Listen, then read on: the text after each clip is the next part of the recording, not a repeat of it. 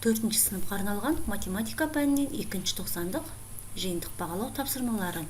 2-ші нұсқа. Басқа да пәннен БЖВ және ТЖВ тапсырмаларын орындау үшін каналға тіркеліп, қоңыраушаны басуды ұмытпаңдар. Математика пәнінен 2-ші тоқсанға арналған 90-дық жиынтық бағалау тапсырмалары. 2-ші нұсқа. 1-ші тапсырма. Тиімді тәсілмен есепте. 2 көбейту шақша ішінде 18 көбейту 5.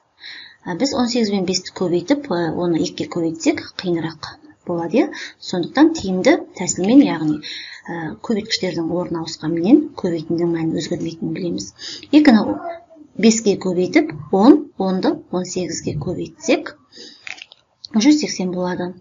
Келесі есеп 640 бөлінген шақша ішінде 8 көбейту 4. 8-ді 4-ге көбейтсек 32, 640-ды 32-ге бөлсек қиынырақ болады. Сондықтан біз 640-ты 8-ге бөлеміз, 640 ескермейміз. 64-ті 8-ге бөлсек 8, жаңағы 0-ді әкеп тіркейміз. 80-ді 4-ге бөлсек, яғни 20. 2-ші тапсырма баған түрінде жазып шығар. 4262 көбейту 105. Біз баған түрінде жазғанда бірлікті бірліктің астына, ондықты ондықтың астына, жүздікті жүздіктің астына көбейтіп жазамыз.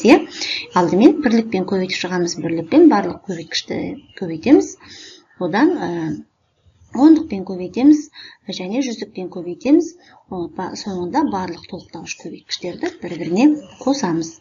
Жауабы оқимыз. 447.510. 3-ші тапсырма қалдықпен бөлуді орында. 8860 бөлу 52.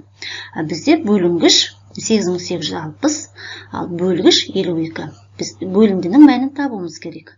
Бөлінді 2 орынды сан, 2 орынды сан енді қараймыз. Бөлінгіште, яғни 88-ден қайырамыз. 88-дің ішінде 52 бір рет бар. 88-ден бірінші толымсыз бөлімдіні табуымыз керек. 88-ден 52-ні азайтсақ 36. 36 52-ге бөлінбейді, сондықтан бөлінгіштегі 6-ны түсіреміз. 366-ның ішінде 52 шамамен 7 рет бар. Енді 7-ні 52-мен көбейтеміз. Сонда 364 болады екен. 366-дан 364-ті азайтсақ, яғни 2 болады. Енді бөлінгіштегі 0-ді түсіреміз. 20. 20 52-ге бөлінбейді. Сондықтан 20 ол қалдық болады. 170 және 20 қалдық. 4-ші тапсырма кестені толтыр. Бір жәшік жемістің массасы бірдей бізде. Ал жәшіктердің саны 5 жәшік белгісіз қанша килограмм, ал 8 жәшік белгісіз қанша килограмм, бірақ массасы бірдей. Ал барлық жемістің массасы 7800 килограмм. Бізге табу керек бір жәшіктің массасы. Есептің шешуін өрнек түрінде жазатын болсақ, яғни біз жәшіктерді бір-біріне қосамыз. 5-ке 8-ді қоссақ 13. Ал енді жәшіктердің массасы бірдей болғандықтан 7800-ді 13-ке бөлеміз. Сонда 600 килограмм, бір жәшіктің массасы 600 килограмм. Енді бізде 5 жәшіктің массасы қанша килограмм болғанын табу үшін 600-ді 5-ке көбейтеміз. Сонда 3000 килограмм болады. Ал 8 жәшіктің массасы килограммы қанша екенін табу үшін, яғни 600-ді 8-ге көбейтеміз. 4800 килограмм. Сонда 5 жәшіктің массасы 3000 килограмм, 8 жәшіктің массасы 4800 килограмм.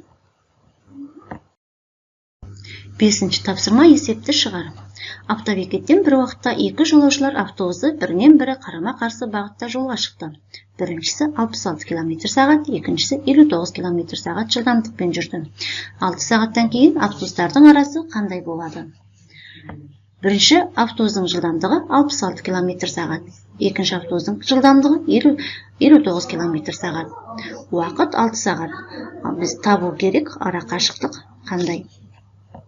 Біз алдымен қашықтау жылдамдығын табамыз. Қашықтау жылдамдығын тапқанда B1 мен B2-ні қосамыз. 66 км/сағатқа 59 км/сағатты қосамыз.